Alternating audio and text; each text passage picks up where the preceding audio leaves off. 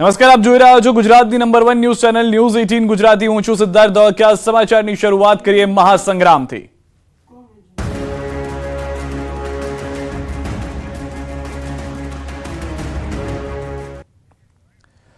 આ તરફ લોકસભાની ચૂંટણીની જાહેરાત પહેલા જ કોંગ્રેસમાં ભંગાણ। પોરબંદર યુવક કોંગ્રેસના મંત્રીનું રાજીનામું। તીર્થરાજ બાપોદરાએ કોંગ્રેસનો હાથ છોડી દીધો છે। પોરબંદરમાં પોતાના નિવાસ સ્થાનેથી કરી જાહેરાત।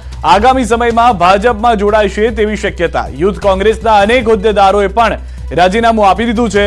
અર્જુન મોઢવાડિયાના કોંગ્રેસમાંથી રાજીનામા બાદ પોરબંદર જિલ્લામાં કોંગ્રેસમાંથી રાજીનામાનો દોર યથાવત જોવા મળી રહ્યો છે। કાર્યાલય બંધ થવા સુધીની પરિસ્થિતિને હવે તમામ હોદ્દાઓ પરથી કોંગ્રેસના કાર્યકર્તાઓ નેતાઓ એક બાદ એક પોરબંદરમાં રાજીનામા આપી રહ્યા છે।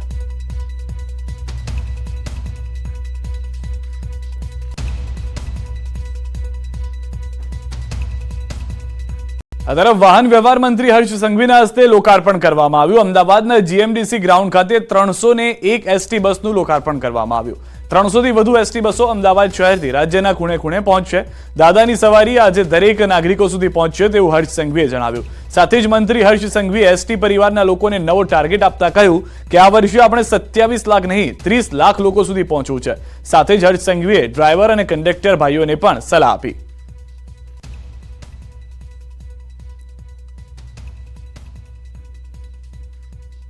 તે માટે મારી આપ સૌને વિનંતી છે કે આજથી જ બસોમાંથી પિચકારી મારવાનું છોડી લેવાનું છે।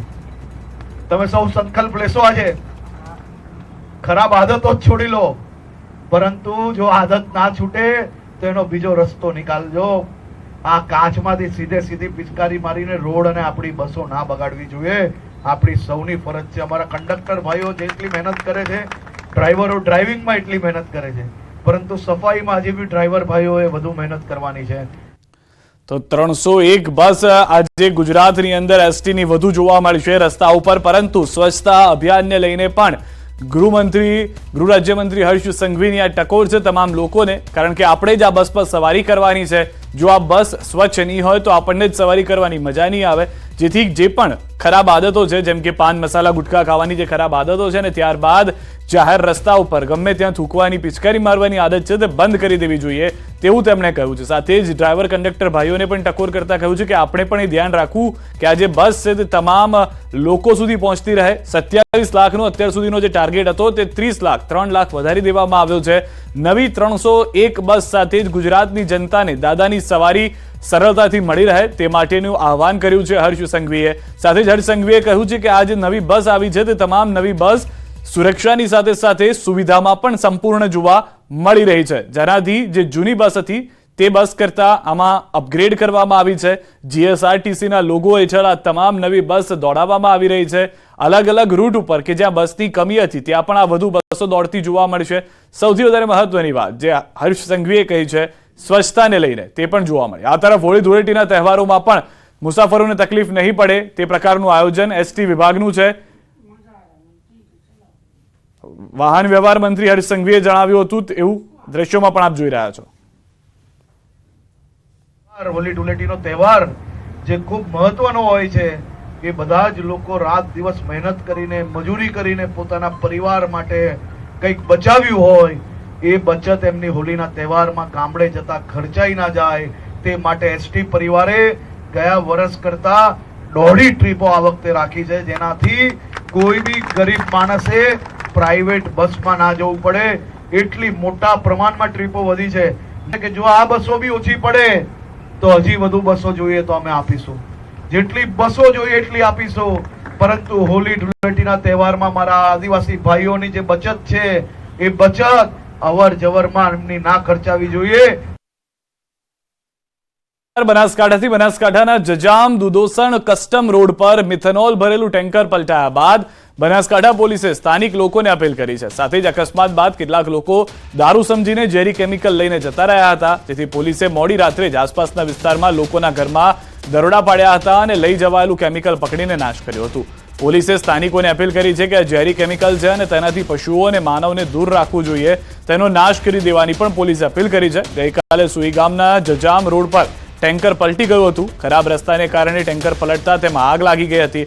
જો કે આ બનાવમાં કોઈ જાનહાનિ તો થઈ નથી, પરંતુ કેટલાક લોકો દારૂ અને પેટ્રોલ સમજીને કેમિકલને લઈ ગયા હતા। આ બનાવ બાદ જિલ્લા પોલીસે બનાવને ગંભીરતાથી લીધો હતો। ટેન્કર પંજાબના લુધિયાણા જઈ રહ્યું હતું અને ટેન્કર પલટ્યા બાદ લાગેલી આગ પર પણ કાબુ મેળવી લેવાયો હતો।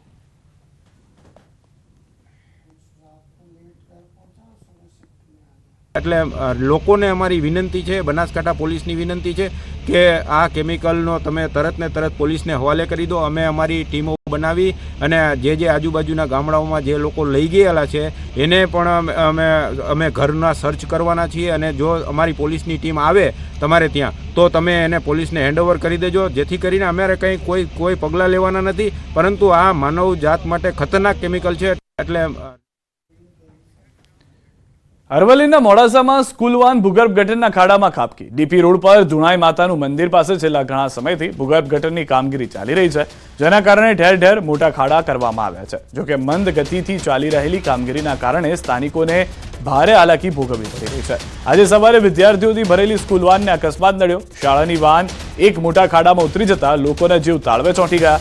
જોકે ડ્રાઈવર અને 5 જેટલા વિદ્યાર્થીઓ સમય સૂચકતા વાપરીને સલામત રીતે બહાર નીકળી જતા મોટી જાનહાનિ ટળી હતી। બનાવને લઈ સ્થળ પર મોટી સંખ્યામાં લોકો એકત્ર થઈ ગયા અને પાલિકાની કામગીરી સામે રોષ વ્યક્ત કર્યો। વહેલી તકે આ મહાકાય ખાડા પૂરવામાં આવે તેવી સ્થાનિકોની માંગ છે। વધુ માહિતી ન્યૂઝ 18 સંવાદદાતા હાર્દિક પાસેથી મેળવીશું। હાર્દિક, વગર વરસાદે આજે રસ્તા બેસી ગયા, આજે ભૂવા પડી ગયા, આજે શું કારણ જણાવવામાં આવી રહ્યું છે અને શું પરિસ્થિતિ હાલમાં સમગ્ર વિસ્તારની? સિદ્ધાર્થ, ચોક્કસથી જે પ્રકારે મોડાસા શહેરમાં નગરપાલિકા દ્વારા ભૂગર્ભ ગટર લાઈનનું કામગીરી શરૂ કરવામાં આવી છે, પરંતુ કામગીરી પૂર્ણ કર્યા બાદ જે ખાડાઓ છે તેને પૂરવામાં નથી આવ્યા। તેના કારણે આજે મોટી દુર્ઘટના બનતા રહી ગઈ છે। ખાસ કરીને મોડાસા શહેરમાં જે ડીપી રોડ આવેલું છે, જ્યાં ધુણાઈ માતા મંદિર આવેલું છે, તે રોડ ઉપર ભૂગર્ભ ગટર લાઈન માટે જે રસ્તો સમારકામ કરવામાં આવ્યું છે, કામગીરી કરવામાં આવી છે, તેમાં ખાડા હોવાના કારણે એક સ્કૂલ વાન પડી હતી અને સ્કૂલ વાનમાં 5 જેટલા જે વિદ્યાર્થીઓ હતા તે ફસાયા હતા, પરંતુ સદનસીબે તેમને કોઈ પણ પ્રકારની ઇજાગ્રસ્ત થઈ નથી અને તેમનો બચાવ થયો છે। એટલે કે ખૂબ ગંભીર ઘટના કહી શકાય, કારણ કે જે દ્વિચક્રી વાહનો છે, જે લોકો છે તેઓ પણ ત્યાં પડતા હોય છે અને રાત્રિના અંધારામાં જ્યાં ખાડાઓ દેખાતા નથી, તેના કારણે મોડાસા શહેરના લોકો પરેશાન છે। નગરપાલિકા પાસે એક જ માંગણી કરી રહ્યા છે કે કામગીરી ઝડપથી પૂર્ણ કરવામાં આવે, કારણ કે કોઈનો જીવ જઈ શકે છે। તેવા સંજોગોમાં ચોક્કસથી લોકોમાં આક્રોશ છે। આ પ્રકારની બેદરકારી ચલાવી ન શકાય। હાર્દિક, સમગ્ર માહિતી માટે આભાર। તો હાલમાં ગટર લાઇનની કામગીરી દરમિયાન આ થયું હોવાની જાણકારી છે, પરંતુ પરિસ્થિતિ એ છે કે જાણે રસ્તાઓ જ નથી રહ્યા, ખાડા જ ખાડા જોવા મળી રહ્યા છે। અમદાવાદમાં સુરક્ષા એજન્સીઓને ધમકી ભર્યો ઈમેલ કરનાર આરોપી ઝડપાયો છે। સાયબર ક્રાઇમે ઓરિસ્સાથી ધરપકડ કરી લીધી છે। આરોપીએ એક સાથે અનેક એજન્સીઓને મેલ કરીને 26/11 જેવા આતંકી હુમલો કરવાની ધમકી આપી હતી। આરોપી ગેરેજમાં કામ કરતો હતો। આસપાસના લોકો હેરાન પરેશાન કરતા હોવાથી જો તે આવું કંઈ કરે તો લોકો તેનાથી ડરી જશે, તે હેતુથી આ મેલ કર્યા હોવાનું તપાસમાં જાણવા મળ્યું હતું। મેલ કરવા માટે આરોપીએ બનાવટી મેલ આઈડી અને ફેસબુક પ્રોફાઇલ પણ બનાવી હતી, જેમાં એડિટ કરીને કેટલાક ફોટા પણ પોસ્ટ કર્યા હતા। હાલ સાયબર ક્રાઇમ પોલીસે ઓરિસ્સાના બ્રજરંગ રાજનગરમાંથી જાવેદ અંસારી નામના આરોપીની ધરપકડ કરી વધુ કાર્યવાહી હાથ ધરી છે। તાત્કાલિક પકડી પાડવા માટે અહીંથી રવાના કરવામાં આવી અને ત્યાં ઓરિસ્સા રાજ્યમાં જસરગુડા જિલ્લામાં બ્રિજરાજનગર પોલીસ સ્ટેશનની જે એરિયા છે, ત્યાં બ્રિજરાજનગર પોલીસ સ્ટેશન એરિયામાંથી આ આરોપીને ઝડપી પાડવામાં આવેલ છે। સુરતમાં એસટી વિભાગ દ્વારા હોળી ધૂળેટીના પર્વ નિમિત્તે એક્સ્ટ્રા બસોનું આયોજન કરવામાં આવ્યું છે। દાહોદ, ગોધરા, જાલોદ સહિત પંચમહાલ તેમજ અન્ય અલગ અલગ જિલ્લાઓમાં તહેવારને લઈ પ્રવાસીઓનો ધસારો વધુ રહેતો હોય છે, જેથી 20 માર્ચથી 23 માર્ચ દરમિયાન 550થી વધુ બસો દોડાવવામાં આવશે। ગત વર્ષે 450 જેટલી એક્સ્ટ્રા બસો દોડાવવામાં આવી હતી। આ વખતે ગુજરાત સરકારના નિયમો પ્રમાણે જ એસટીનું ભાડું પણ નક્કી કરવામાં આવ્યું છે, જે ભાડામાં કોઈ વધારો કરવામાં આવ્યો નથી।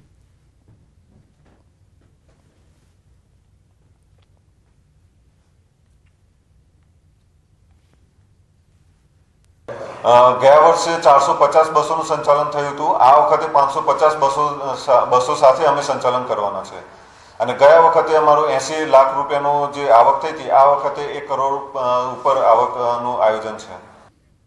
ઉનાળામાં ગૃહિણીઓ ખાદ્ય અનાજ અને મસાલાઓ બનાવી 12 મહિના માટે તેનો સંગ્રહ કરતી હોય છે, ત્યારે સુરેન્દ્રનગર જિલ્લાનું ચૂડાનું લાલ મરચું ખૂબ જ પ્રખ્યાત છે. ત્યારે સુરેન્દ્રનગર અને વઢવાણ શહેરના અનેક વિસ્તારમાં લાલ મરચાના સ્ટોલ શરૂ થઈ ચૂક્યા છે, જેમાં મરચામાં ખાસ કરીને રેશમ પટ્ટો, કાશ્મીરી મરચા, તેજા, ઢોલર, તીખી મરચી જેવા પ્રકારો છે. આ મરચાને ફક્ત સુરેન્દ્રનગર નહીં પરંતુ બહારના રાજ્યોમાં પણ મોકલવામાં આવે છે. ચાલુ વર્ષે લાલ મરચાના ભાવમાં ગત વર્ષની સરખામણીમાં કોઈ વધારો જોવા મળ્યો નથી. ગત વર્ષની જેમ આ વર્ષે પણ મરચાના ભાવ 350 થી લઈ 600 રૂપિયા સુધી જોવા મળી રહ્યા છે.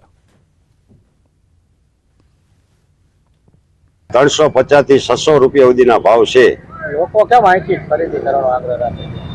લોકોને અમે 12 મહિના ભરવા લાયકમાં કોઈ તકલીફ પડતી નથી અને લાઈવ અમે દળી દઈએ છીએ. મરચાની ઘંટી, હળદર, ધાણા જીરું, પછી હિંગ, હરેક વસ્તુ અમે રાખીએ છીએ. સાબરકાંઠા ઈડરમાં પ્રાથમિક શાળા નંબર 2 ફરી એકવાર વિવાદમાં આવી છે. શાળામાં ધોરણ 7માં અભ્યાસ કરતા વિદ્યાર્થીને શિક્ષકે ઢોરમાર માર્યો. વિદ્યાર્થીને ઢોરમાર મારતા કાનના ભાગે તથા પીઠના ભાગે ઈજાઓ પહોંચી. વિદ્યાર્થીને ઢોરમાર મારતા વાલીઓમાં રોષ જોવા મળ્યો.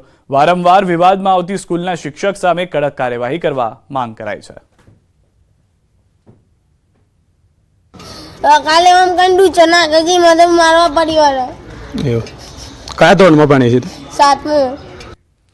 આણંદના તારાપુર ગ્રામ્ય પંચાયતના વહીવટમાં ગેરરીતિનો મામલો. આણંદના તારાપુર પૂર્વ કોંગ્રેસ ધારાસભ્ય અને તારાપુર ગ્રામ્ય પંચાયતમાં ચાલુ સરપંચ પદે અને ઉપસરપંચ સવિતા પરમારને સસ્પેન્ડ કરાયા છે. સમગ્ર મામલાની ફરિયાદ તાલુકા વિકાસ અધિકારીને થતા તપાસ કરી અહેવાલ ડીડીઓ આણંદને મોકલાતા નિર્ણય લેવાયો હતો.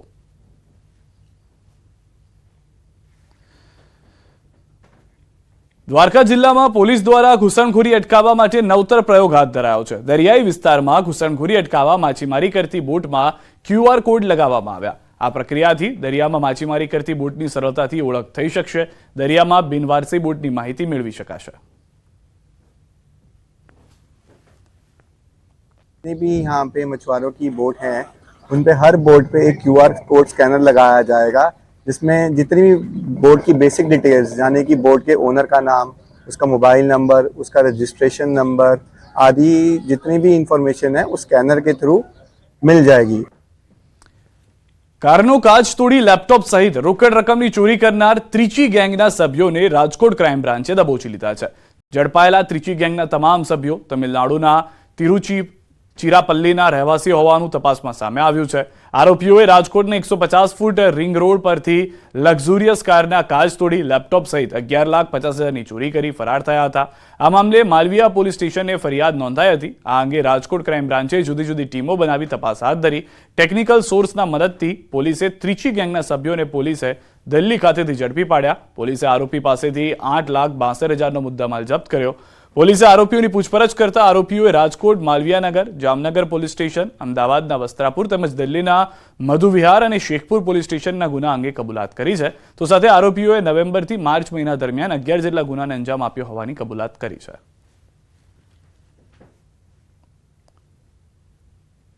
અને દરેક જગ્યા દિલ્હીમાં પણ અમદાવાદમાં પણ આ લોકોને ગાડીનો કાચ તોડી એમાંથી રોકડ અને લેપટોપની ચોરી કરી. આ જે 5 જણા જે અત્યારે પોલીસની કસ્ટડીમાં છે એના અંદર જગન બાલસુબ્રમણ્યમ એ છે કે જે ગિલોલથી કાચ તોડતા હતા. હાલ સમગ્ર રાજ્યમાં બોર્ડની પરીક્ષા ચાલી રહી છે. ત્યારે સુરત અડાજણમાં રહેતી દીકરીના પિતાનું ગત રાત્રિએ 11:30 વાગે અચાનક મોત થયું. બીજા દિવસે પિતાની અંતિમ વિધિ પૂર્ણ કર્યા બાદ દીકરી પાલ સ્થિત શાળાના પરીક્ષા કેન્દ્ર પર પહોંચી હતી. અશ્રુભીની આંખે બોર્ડની પરીક્ષા આપવા પહોંચેલી કશિશ કદમને અન્ય વિદ્યાર્થીઓ, શિક્ષકો, આચાર્યએ હિંમત અને સાંત્વના આપી.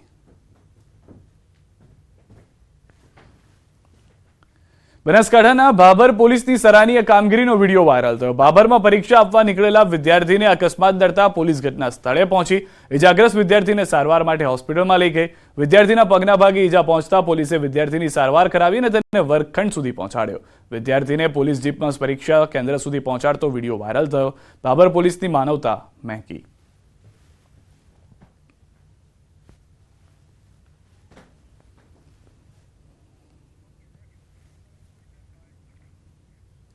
સમાચારોમાં હાલ રોકાઈશું એક વિરામ માટે. આપ જોડાયેલા રહો ગુજરાતની number 1 news channel news 18 Gujarati સાથે.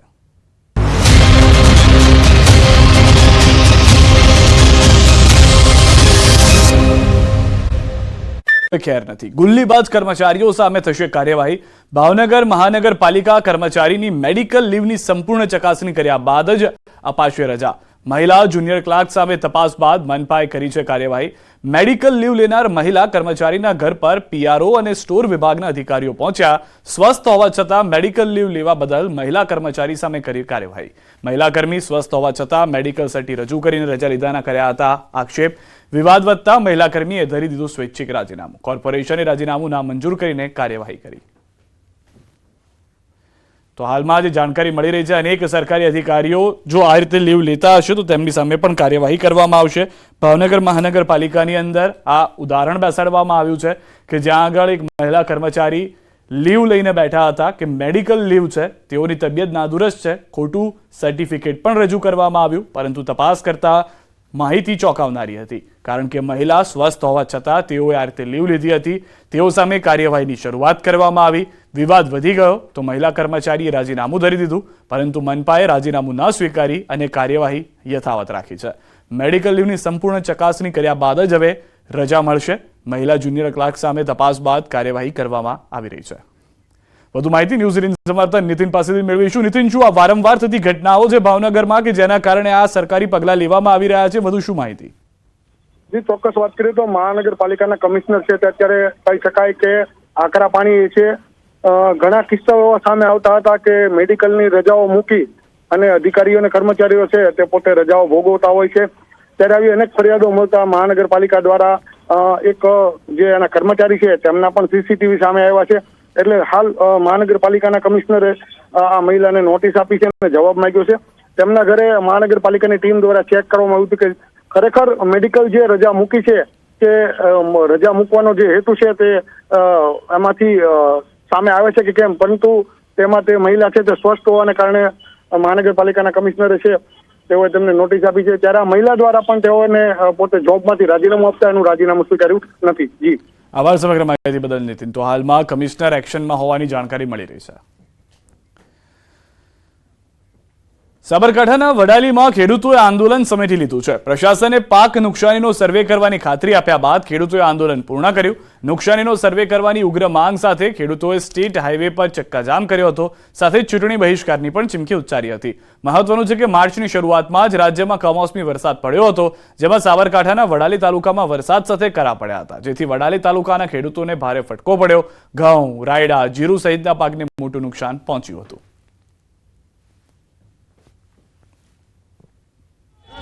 એક મહિના ઉપર થઈ ગયો વડાલી તાલુકાની અંદર કમોસમી વરસાદ. સાબરકાંઠા જિલ્લાનું વડું મથક વડાલી. આજે પરિસ્થિતિ એવી છે કે અધિકારી સરકારની વાટ જોઈ રહી છે. સરકારે આ સૂચના આપતી નથી નેચર કે ભાઈ તમે ખેડૂતોનું જે નુકસાન થયેલું છે, ઘઉં, વરિયાળી, એરંડા, તમાકુ વગેરે, જીરું બધું સાફ ખતરનાક ખરાબ થઈ ગયું છે. બિલકુલ એકદમ બરફના કાળા પડે. સાહેબ જોયું તો બરફના કાળા જોયા ના જોયા એવા ખેડૂતોને પાયમાલ કરી નાખ્યા છે. જો 2 દિવસમાં અમારી માંગણી નહીં સંતોષાય તો અમે ઉગ્ર આંદોલન કરીશું, રસ્તા રોકો કરીશું અને ત્યારબાદ આવનારા સમયમાં ચૂંટણી નજીક આવી રહી છે, ચૂંટણીનો બહિષ્કાર કરીશું. દરેક વડાલી તાલુકાના ગામડામાં બેનર લગાવી અને નક્કી કરીશું કોઈ પણ ચૂંટણી પ્રચારકને અમારા ગામડામાં આવવા નહીં દઈએ. નિમો કિસાન સંઘના નેતાઓને આપણે વાત કરી કે ભાઈ સર્વેનો લેટર આવી ગયો છે અને સર્વે ચાલુ થઈ ગયો છે, તો એ લોકોએ સંતોષ માન્યો કે અમારો જે માગણી છે અમારી સર્વેની એ વળતર તો પછી સરકારના નિયમ મુજબ જે મળવું છે મળશે, પણ એકવારનો સર્વે ચાલુ કરાવો તો સર્વે ચાલુ થઈ ગયો છે એટલે એમની એ સંતોષ માનીને નીકળ્યા છે. ગાંધીનગરમાં શાળા સંચાલક મંડળના કાર્યરત 2 સંચાલક મંડળો મર્જ. રાજ્ય શાળા સંચાલક મહામંડળ ગુજરાત પ્રદેશની રચના કરાય. નવા રાજ્ય શાળા સંચાલક મહામંડળ ગુજરાત પ્રદેશના હોદ્દેદારોની નિમણૂક. પ્રમુખ તરીકે શંકરસિંહ રાણાની નિમણૂક કરાય. અખિલ ગુજરાત રાજ્ય શાળા સંચાલક મહામંડળ મર્જ થયું.